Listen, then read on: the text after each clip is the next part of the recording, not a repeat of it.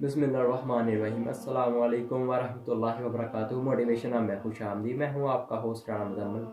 पाकिस्तान की तारीख में कैसे शायर भी गुजरे हैं कि जिन्होंने पाकिस्तान और इस्लाम में अहम किरदार अदा किया है।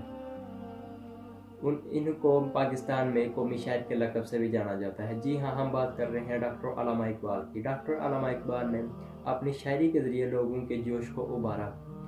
उनका एक शेर जो मुझे बहुत इंस्पायर करता है, मोटिवेट करता है, वो कहते हैं कि अल्लाह को भूल गए हैं लोग फ़िक्र रोज़ी में, तलाश रिज़्क़ की है और राज़िक़ को फ़िक्र ही नहीं।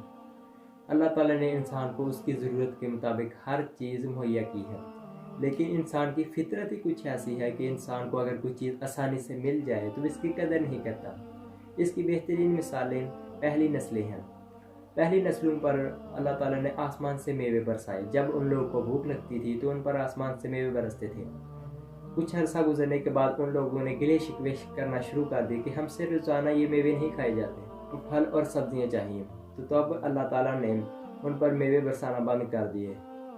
नबी अकरम सल्लल्लाहु अलैहि वसल्लम अपने आखिरी खुतबे में फरमाते हैं कि मुझे इस चीज़ का कोई डर नहीं कि तुम मेरे जाने के बाद बुतों की पूजा करोगे या मेरे जाने के बाद तुम झूठ बोलोगे, बल्कि मुझे इस चीज़ का डर है कि तुम मेरे जाने के बाद दुनियादार हो जाओगे। दुनिया एक मीठा ख्वाब है, एक दलदल है, जो इसको अपनी ज़िंदगी का हिस्सा बना लेता है तो दुनिया उसको वो अपने अंदर समा लेती है।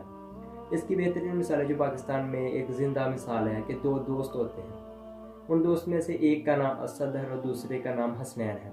असद को डॉक्टर बनने का शौक़ है और हसनैन को इंजीनियर बनने का शौक़ है। दोनों एक साथ स्टडी करते हैं। कॉलेज की स्टडी के बाद वो आपस में से बिछड़ जाते हैं। कुछ अरसे के बाद वो रास्ते में चलते हुए एक दूसरे को मिलते हैं तो पहचान लेते हैं। तो असद हसनैन से पूछता है कि हसनैन भाई तुम क्या करते हो? तो हसनैन जवाब देता है कि मैं अल्हम्दुलिल्लाह इंजीनियर बन गया हूँ। तो फिर हसनैन असद से पूछता है कि तुम क्या करते हो? तो असद जवाब देता है कि मैं फ़लाँ हॉस्पिटल में डॉक्टर हूँ।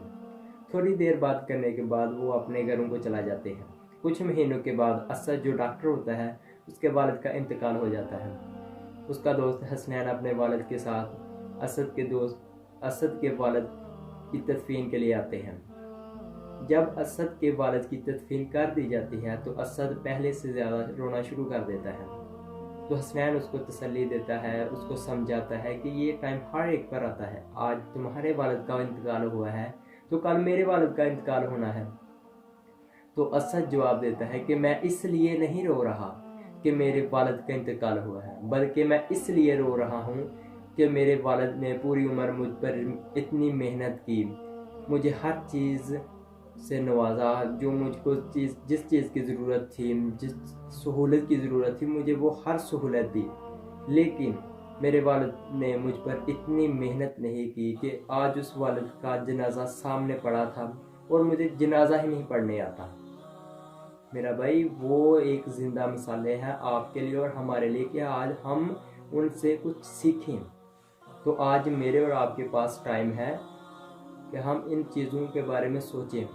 हम अगर ज़्यादा नहीं तो इतना तो कर सकते हैं कि अल्लाह का जो इनाम है हम पर कुरान मजीद, उसको तर्जमे के साथ पढ़ें ताकि हमें ज़िंदगी स्पेंड करने का तरीका तो आए।